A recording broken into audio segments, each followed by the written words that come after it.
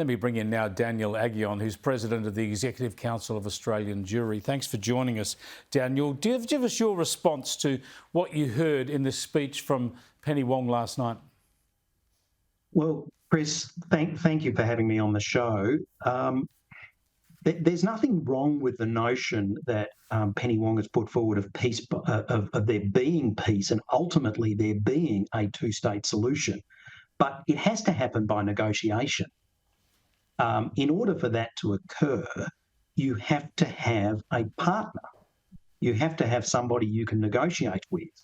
And so there's an inconsistency, we think, in what the Foreign Minister is saying. Well, this is why I think it's ludicrous and dangerous to be talking about it now. Of course, everybody who talks about a long-term solution talks about a two-state solution, but Israel can't negotiate with Hamas, who wants it eliminated. Fatah are nowhere to be seen. And the point is, it would be seen to talk about this now, to raise it now, is almost rewarding the horrible atrocity of October the 7th. Well, Chris, you're right, and that's the very point, isn't it? I mean, the Foreign Minister herself said in her statement, it can't be Hamas, it can't be the PA in its current form, the Palestinian Authority in its current form. So that rather begs the question, who? And clearly there's no partner at the moment. And the second point is, why now? At the moment, Israel's focus, quite rightly, is on getting the hostages back. And on disarming Hamas.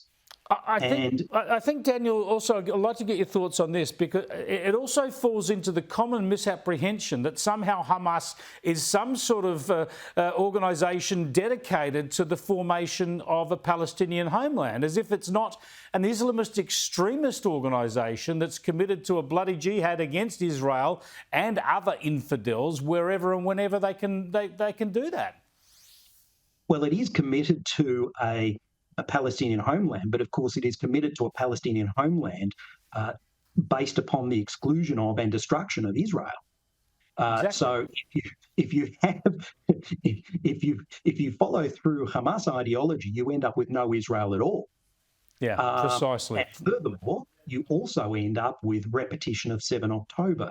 The 7 October terrorist attack, as we know, was extraordinary. It was an attack upon Israel. It was an attack upon the Israeli people. And Hamas have said they will do it again and again and again until their desires are met. That's why Hamas has to be disarmed. It has to be eliminated. So does Penny Wong's comments help in that process at all?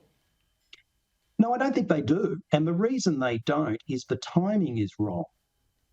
Once this war is over, once Hamas is defeated and disarmed and removed from Gaza, well, then, of course, we can start to look at who is the proper representative of the Palestinians living in Gaza and in the West Bank, and what needs to be done to establish a proper representative government that looks out for their best interests. Indeed. I feel we're further away from that than we were 6 months ago. Thanks so much for joining us, Daniel. I appreciate it. Daniel Aghion there, who's with the Executive Council of Australian Jewry. He's the President